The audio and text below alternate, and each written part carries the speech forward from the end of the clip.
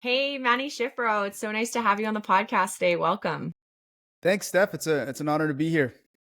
If you've been aware of Manny, he is absolutely killing it in real estate. And if you listen to his podcast recently, he was featured on Rise podcast, which is an amazing podcast I've referred to often on here. And he spoke a lot about his real estate investing journey. And I had some questions that I wanted to ask him, and that maybe if you listen to that podcast as well, you wanted to hear about. And so we're just going to have a conversation about everything that we have more questions on, because Manny is an awesome investor. The first thing that I wanted to talk about is that you spoke on the Rise podcast about how you started out your career as a nurse, and I was really interested in everything you've accomplished. Are you still working in nursing? So I am. So I work a point five, which pretty much means I work half the amount of time. My previous schedule was 4 on, 5 off. So I would do 2 day shifts, 2 night shifts, 12-hour shifts, and then I'd have a stretch of 5 days off to focus on real estate. But last summer, I took a step back from nursing a little bit and I went to a point five. So I just only did the nights. So I would do 2 night shifts, 12 hours, and then I'm off for 7 days. And, I can use vacation or family time, or I might be sick for one of those days. And then it's 1 and 8. So I have a lot of time to dedicate and put into real estate. Wow, that's really cool schedule. Was there a reason that is it just because you love nursing that you wanted to continue doing it, or the stability? Not because I love it. Definitely not that. The stability is nice, because those 2 shifts that I work in every 9 days, it still, nets me a couple grand a month. And I'm not working, okay, I'm working hard when I'm there, but it's not that hard, all things considered. It's a night shift. The floor that I work on, it's not an acute floor, it's a rehabilitation center. So most of the patients are in bed at 11, and then it's relatively quiet from 11 until 7. So I have time to focus on real estate, do some market research, do whatever I have to do. There may be some call bells along the way and we go answer, we help the patients, but there's rarely an emergency, and I'm still able to kind of read and focus on real estate while I'm working. So it's pretty nice. That's a really cool balance to have. That's a great thing. Very Oh, cool. And like, I guess my other questions revolve around how exactly did you end up going from, so for whoever didn't listen to the Rise podcast or is not somehow living under a rock and not aware of Manny's amazing investing journey, he started investing in Halifax and has now grown to a huge building in Cleveland. And I'm just wondering about how you started out with your first deal and ended up moving into all of these. So take as much time as you need to give us a rundown of that. sure. So I guess, it all started, like you said, in Halifax, just house hack duplex, 5% down. That was just when I was just getting into real estate. I'm like, I knew there was something here. I read Rich Dad Poor Dad.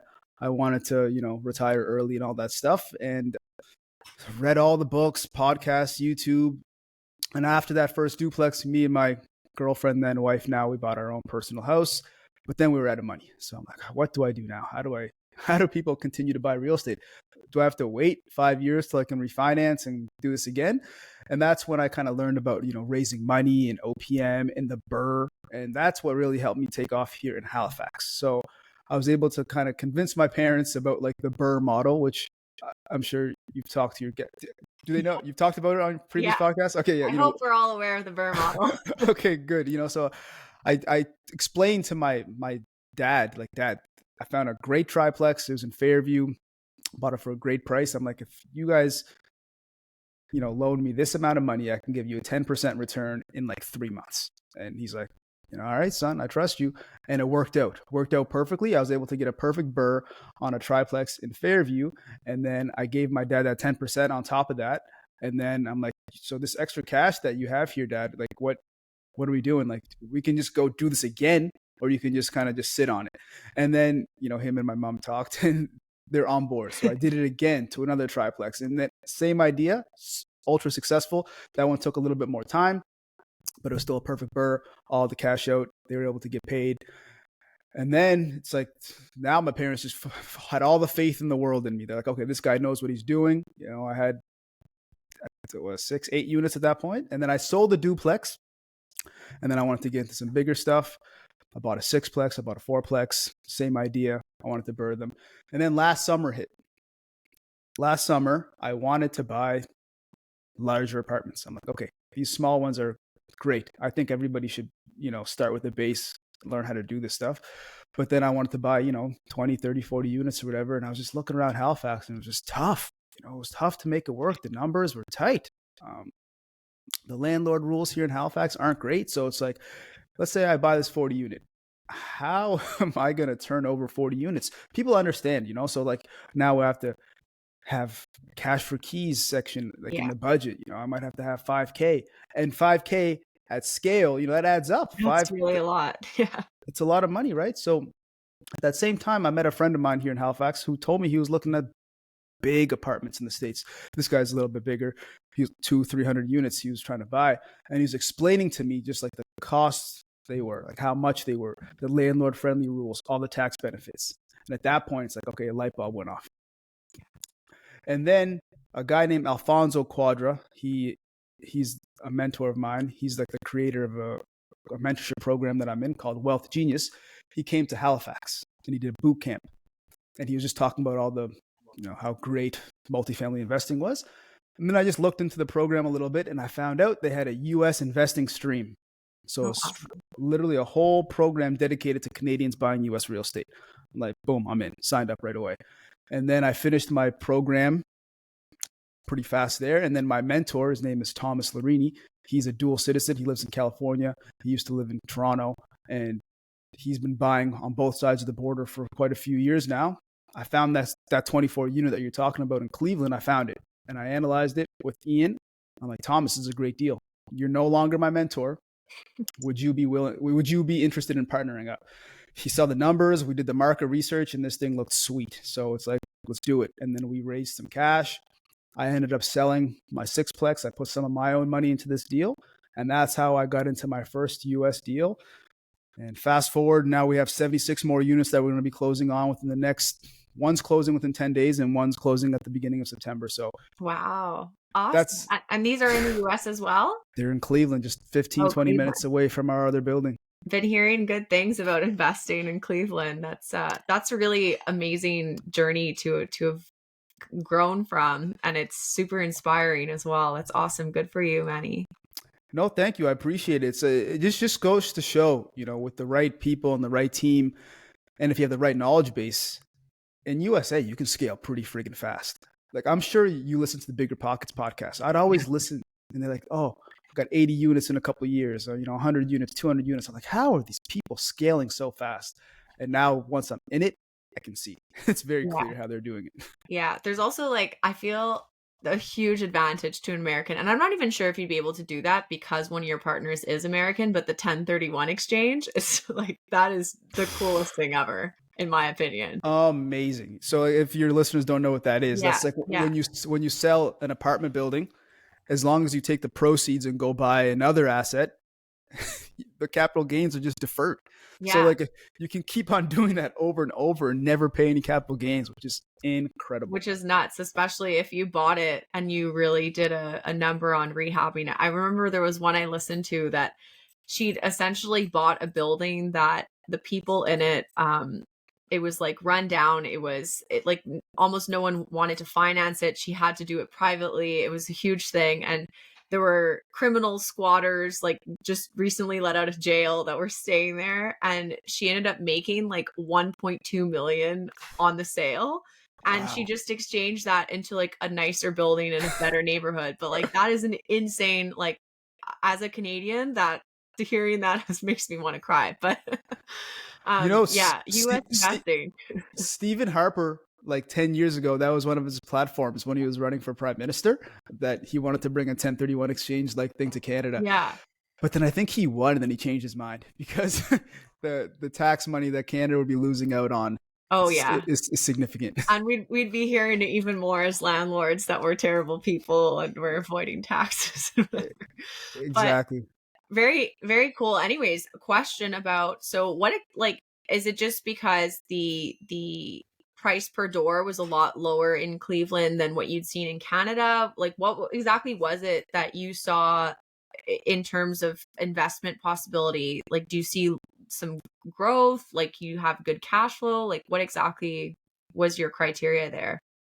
So Cleveland, when we were first getting into the States, there's so many markets. So the first criteria we were looking for has to be a landlord friendly state. Yeah. That was number one.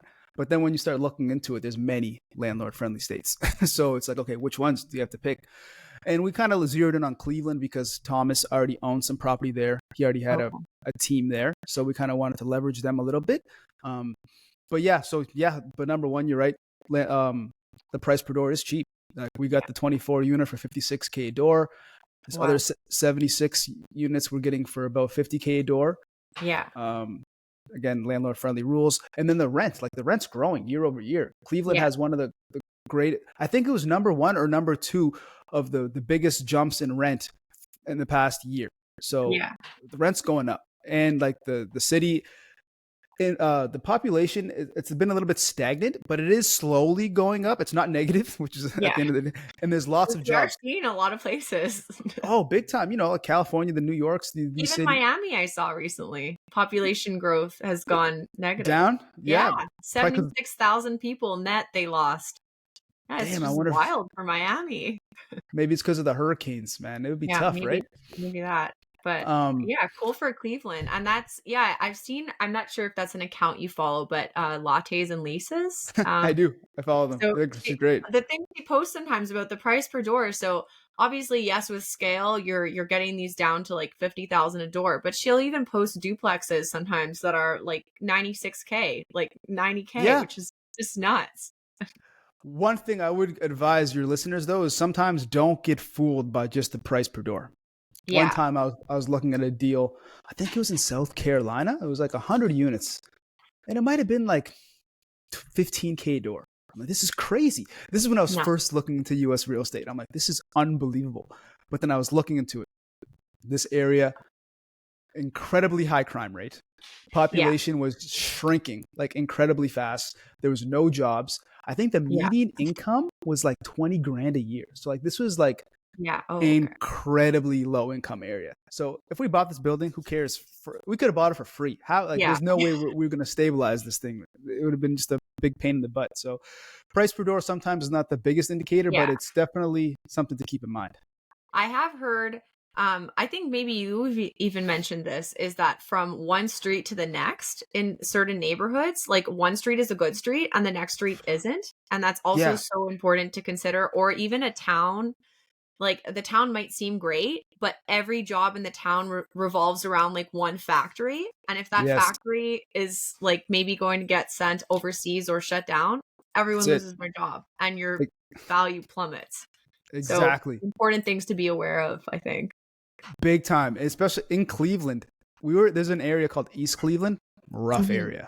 Yeah. But on the other side of the highway, like no exaggeration, on one corner of the street, it was like a rundown, falling apart apartment building. Yeah. Other side of the highway, $1 million house. So it's so true. You have to understand your market well. You need a good power team to really kind of direct you or do your own research. And regarding the jobs, yeah, that's incredibly important too. There has to be a diverse occupation there. Cleveland has tons of different jobs. So we're Yeah. pretty bullish on Cleveland for that reason as well. Yeah, that's a lot of good indicators, especially now that if it's not losing people and it's growing, that's even if it's marginal, it's still important. Good, Yeah. good criteria to have in mind. I know that there's you probably know them as well, the FI couple. They say they Yes. only invest within 3 miles of a Starbucks because that means that the Starbucks has already analyzed the general population and they have like done extensive studies before they open that location and before they like consider operating it a year after year, like just shutting it down. And if it's within 3 miles of the Starbucks, they'll invest in it, which is a really cool criteria to have actually. No, it's very wise. And like the 24 unit that we bought, it's 5 minutes away from the Cleveland Clinic, which is like just Yeah. the major hospital, and then 5 minutes away from the Cleveland State University. So Yeah, that's key. And I yeah, think that as well, like the fact that you have the resource that knows the area as well before you even started investing is really helpful, not even just to you as an investor, but to anyone that you're pitching this project to invest their money in is you have hands on the ground over there as well. Yeah, we do big time. We don't need to know the market very well to be able to taking on other people's money because Yeah. it's quite risky if we don't. Yeah, exactly. So, to all listeners, don't just dive in. Do extensive research. Try to get partners, and keep all of that in mind if ever you're trying to grow your portfolio. And speaking of growth, the other thing that I wanted to ask you about was I know that we were in our little, we spoke a bit before we started recording, but we were talking about property management. And it's something that I'm currently going through. I actually have a call that with a person to be a property manager. And I was just wondering, at what point in your journey did you look into property management? How did you find a property manager? How do you negotiate with one? Did you negotiate with one? All that stuff. So tell me everything about property management that you have. I'll tell you about the property manager that I have in Halifax. Yeah, tell me about that one. Yeah. So the first duplex that I bought, I bought it, and then the tenants, it was an upper and lower duplex. They were fighting. They didn't like each other, the families, and they were always texting me and fighting and arguing, and I was mediating, and I hated it. I'm like, this is terrible. I'm like, how can I do this forever? So I quickly realized at that point, like, I need to do something. I need to outsource this stuff. And at that same time, I had a real big growth mindset, and I'm a proponent of, just like planning ahead. So I knew, even though I had a duplex now, I was going to have a big portfolio down the road. So it's not a bad idea to offsource this right now. Whereas other people, like if someone buys a duplex and they don't really plan on scaling, you know, 10% of your gross rents might not be the best decision. Mhm. But for me, it was just a no-brainer. I said, okay, I've done it. I got the experience. I know I don't like it, but I love real estate, so I need a property manager. So I think I just went on Google and I just Googled Halifax property Yeah. managers. And I met a guy. He met me so this is right before, so actually I didn't outsource the duplex. I kept the duplex. I managed it myself. But the triplex that I bought in Fairview, I said, I need a property manager for this. And I just called this guy. We met up at the building. He was a previous engineer. I liked his vibe. He had managed 80 or so units already. He was an investor himself. He was telling me all the things that I like to hear. So I said, Mhm. let's give it a shot. And I don't know if I'm just lucky or what, but it's been working out pretty well. He's done a Yeah. good job. I told him what we were talking about before the call. I like to be relative. So on the stabilization, so like these buildings, when I first bought them in Halifax, they were BRRRRs. So Yeah. I had a general contractor, but besides that, I was pretty like I was active in helping turn over the units. But once the renovations were finished, I told the property manager, now this is your job. Take care of it. Yeah. You place the tenants, you do everything. You give me a call when something major is wrong. So Yeah. there was a budget, like, anything above, I think it might be like $250. Give me a call. Yeah. Anything under that, just take care of it. Mhm. And it's worked out really well. The triplex that I have in the north end, he never really calls me. I don't hear anything about it. The Fairview one, don't really hear much about it unless there's like a minor flooding issue.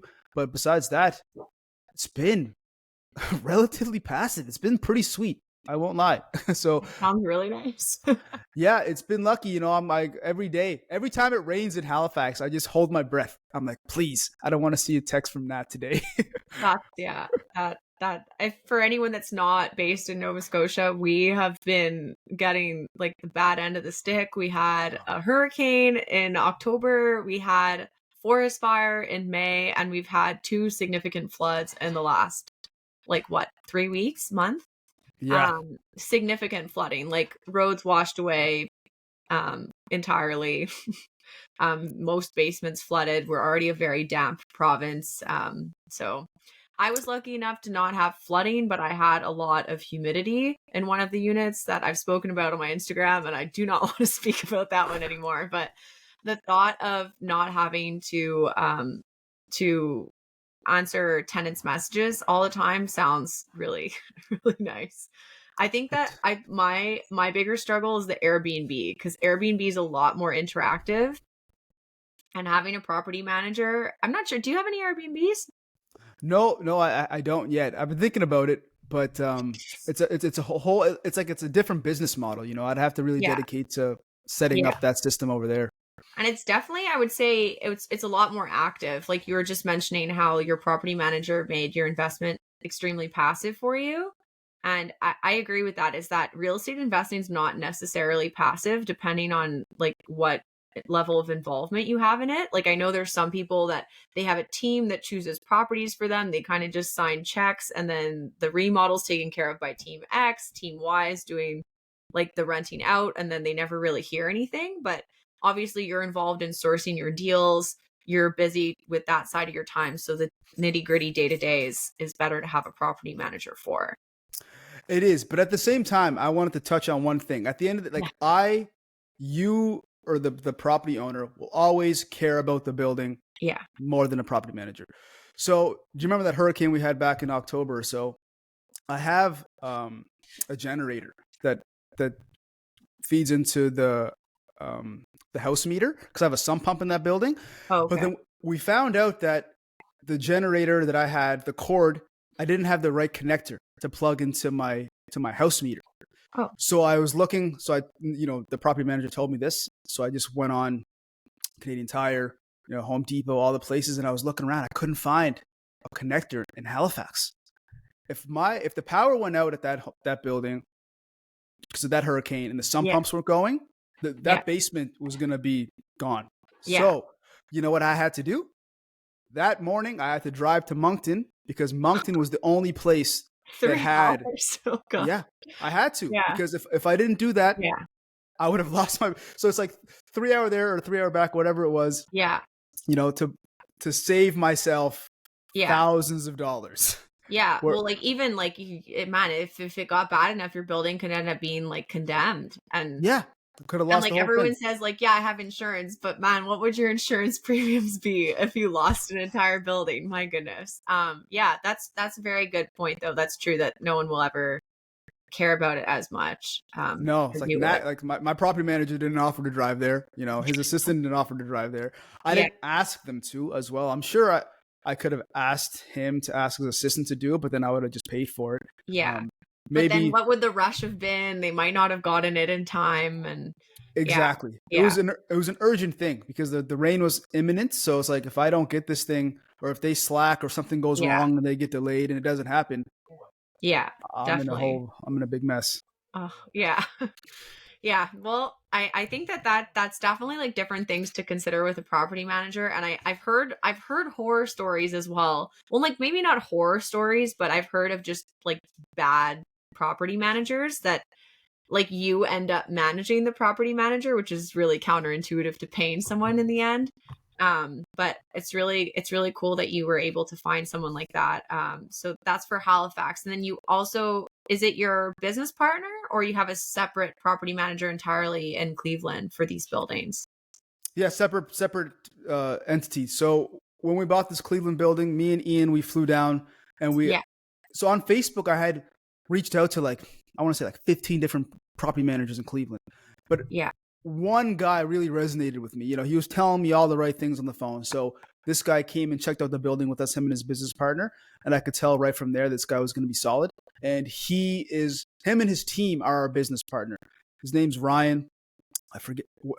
Bill's his business partner. They have an assistant named Jessica. They manage, I think, 200 units already in Cleveland. And then they themselves own 100 units. So not only are they investors, they're property managers. So we decided to let them take over because they have the perfect team to handle it all, and they're doing great. They're getting us higher rents than what we anticipated. We have weekly calls with them. Not only that, they have their own general contracting teams. So they were doing all the renovations for us, and That's amazing. It made it so much easier. So all we're really doing is once a week, me, Ian, and Thomas jump on a call, make sure everything's going according to plan. And once the initial batch of vacancies are filled, we'll probably reduce those calls to every 2 weeks, and then just kind of go from there. Yeah. Just have bi-weekly calls, monthly calls, just emails, just kind of make sure everything's going on cruise control type of thing. But so in theory, we are managing them as they manage the building because there's negotiating happening. They may be asking. I think just an example, they wanted to charge half a month's rent to renew leases. We're like, man, that's kind of expensive. We don't really do that here in Canada. Tenants are already there. Why are you? You're not doing any work. I understand to place them, you're doing some work, sure, half a month's rent. So we were able to negotiate that down. Now it's just like a flat fee, like $100, a unit, which is, it's not that bad, I guess. Yeah. Paperwork and their time. But So definitely something I wouldn't have thought of. I would have thought the same thing as you. Like yeah, and some people, if they're not willing to negotiate, they would have just accepted that, and like that's a good chunk of cash. That's I think that's a really important thing in just like business in general is that if you don't ask, like you won't get the it. worst case that happens is that they say no. I mean, maybe Yep. the worst case is that they don't want to work with you because they think you're being cheap. But if you say it appropriately and you're like, hey, there's quite a few units that you're going to be managing.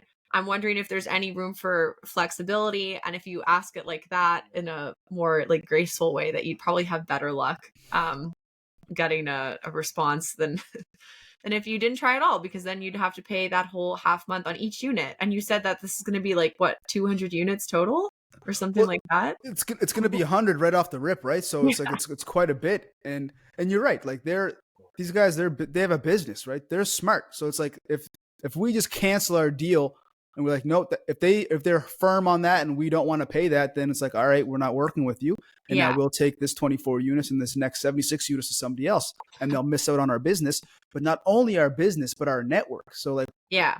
within Exactly. Wealth Genius, we have like a whole bunch of Canadians that are trying to buy US real estate, specifically in Cleveland. So Yeah. it's like, if I tell them, oh, these guys are great, I'll Yeah. funnel you all of my friends here in Canada so you can manage their buildings as well. But if you're, stern and you want to be, stubborn, then you won't get any of our business. So Yeah.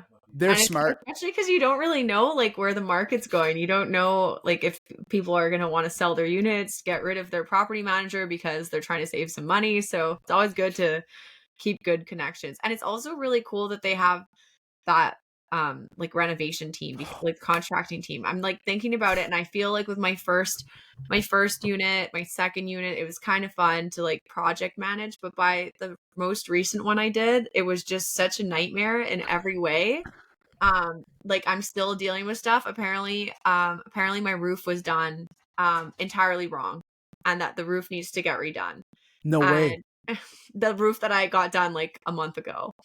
Um so I Wow. actually reached out to Ian about that one. But anyways, just the having to like it doesn't, I guess if someone's listening to this and they maybe have one like a duplex like you were saying, or just like house hacking, it's is you might have a really easy tenant, you might have a really difficult tenant, you might be hearing from people all the time, and hearing people all the time and trying to manage multiple projects, trying to coordinate the plumber, the electrician, the renovations. It's so much, and having a team that can do that for you, that's really awesome that you have that. Like I Yeah, almost want to invest in Cleveland so I can have them as my man, you property should. manager. It's like, and you can always negotiate, like they were trying to charge us a little bit higher on the project management fees. We were able to talk them down. It's just like, again, you have to be able to negotiate, offer your value to them, and they'll hopefully play ball. But Cleveland's a good market. I think you should invest. Yeah, I think that'll be my next move once I financially recover from this project. If all my hair doesn't fall out like, from stress, we'll see. We'll see where I'm at next. But yeah, that like all that sounds like a really, really good journey you're on. And so I guess I was gonna ask you what's next for you, but it sounds like there's a lot in the pipeline. Is Cleveland like the spot, or are you looking at branching elsewhere? Or you feel No. good with Cleveland now? Yeah, we're branching elsewhere. So after this 76, we'll have 100 there in Cleveland, and then it's you know, on to bigger and better. It's so strange, with real estate and everything in life. Once you like can do something of a certain size, you, for me anyway, I don't like to be comfortable. I always like to push myself. It's like, okay, 38 Yeah. units, 76 units. What's next?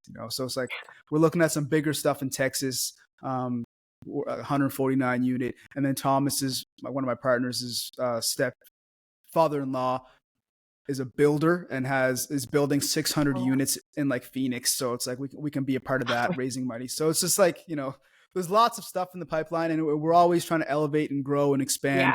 yeah. So yeah, there's a lot. It'll be a fun journey over the next few years to kind of see where we're at. Yeah. I fully agree with you on that like discomfort. I think that it's so funny thinking the first I lose sleep over anything, like, at all. And when I was getting my first, like, I moved to Nova Scotia out of nowhere, and then I got my first unit, and I was losing sleep. I was like, "What am I doing? I'm gonna have a renter. I'm gonna have to manage, like, a human being's house." And then the next one with the Airbnb, I'm like, "What am I doing?" I didn't even, like, I wasn't even aware that, like, the Hubbard's area was nice, and I just bought there. And luckily that turned out well, but my goodness, the amount of sleep I lost over that, I was like, "How do I manage an Airbnb?" And then getting another plot, and just like but now I'm like, wow, a condo, that was so easy. Like, I could do that again with my eyes closed. So I guess, like, the constantly challenging yourself and growing and getting outside of your comfort zone, like, that's like, there's no reward without the risk. Obviously, yes, there's the potential for the failure side, but, like, you're not growing in your comfort zone. I think that's probably one of the most important things, like, when you're doing anything, not even just real estate investing, but, like, in anything really. But it seems like it's really proven to work out really well for you. You're on to some amazing things, Manny. Awesome. Yeah, we're trying, man. If you're not growing, you're dying, is what someone once said to me. So it's just continuously growing because I don't want to die. Yeah. Is there a goal you're trying to work to? Do you just want to keep outdoing yourself? Like, is there an end in sight, or? It's a good question, because that number always changes too. Yeah. Like if Yeah. you told me at the start like 10K a month, just like cash flow, that Yeah. used to be it. But it's like now it's like 10K. It's Is not that that big. enough with inflation? Yeah, right. So it's like again, the goalposts keep moving, but I'd like to hit 1,000 units of real estate within the next couple of years, and then just kind of keep growing, educate people, teach people, via my podcast, being other people's podcasts, Yeah. just social media, just sharing the journey that this stuff, real estate is not that hard. It just takes some effort Yeah. and just some resiliency. That's all it really is. And time. Like if you can withstand it, because real estate, like any asset, if you can just hold on tight Mhm. for the long run, there's no way you're not going to get rich doing it. Yeah, but it's like a stock. Like, maybe in the short term, not too much, but the longer you hold it, there was a study that the best performing, I think, Charles Schwab accounts were either held by people that forgot they had them or that were dead. Like, just leave it alone, wait and Solidify. see. So thank you so much for coming on this podcast, Manny. Do you want to just tell the listeners where they can follow you, keep up with you, and reach you if they have any questions or want to know more? Yeah, so they can always reach out to me on Instagram. That's kind of where I'm most active. Actually, I'm more active on TikTok right now. Oh, So yeah. I would like your followers to follow me on TikTok. My TikTok is at Manny Schiff, Okay. Manny Schiff. I'm posting 2 TikToks a day there. I'm just trying to grow that platform. I don't know. It's kind Yeah. of a little bit of a social experiment. But besides that, on Instagram as Schiff Properties. That's kind of where you can reach me. You can add me on Facebook if you want, Manny Shiferaw. I have a podcast of my own called the Refined Real Estate Podcast. We'll have to have you on here soon, Steph. Me, Ian, Janelle, we talk about real estate and all things life there. But those are like the main avenues. But like TikTok, follow me on Yeah. TikTok. I'm having a hard time. I feel like real estate is not big on TikTok, but That I was just we can gonna make ask it you big. about that, about how people are, because I did, like, so my page is more personal finance oriented. I had, like, a couple years ago, I think like 2 summers ago, I had one viral TikTok, but it went viral for all the wrong reasons because everyone was fighting in the comments, but I did end up with like 4,000 followers from it. So No way. yeah, so it was like, I basically I spoke about what the average income of a BMW owner was, and about how, like, your flexes are not necessarily, like, well funded, and Right? that was the message there. But out of it, people were just, like, mad. Like, car people got mad and people were fighting. And I do see a lot of negative commentary about landlords on TikTok. So having, like, some positive commentary and showing how we're providing, like, fair housing and clean and safe and fixing buildings and not, like, necessarily rent evicting, like a sweet little grandma, like, I'd love to get listeners to follow you, and that we can encourage that kind of healthy other side of the discussion, and not just everyone who hates landlords. Yeah, no, I've definitely got some hate on there. But I've had some positive comments. It's fun, Yeah. just I don't look at the comments that much. Yeah. I try to engage, but like, yeah, there's only so much you can do. Yeah. You can't argue Yeah. with everybody. I'm so glad I didn't grow up like as a high schooler in the age of TikTok. Oh, I don't think I had the back for it. me too. The whole age of social media, really, it's a crazy world. Well, thank you so much again for coming on. It's a pleasure to talk to you. And I hope everyone ends up going to follow you on TikTok. Me too. Thank you. Awesome. It's been great chat.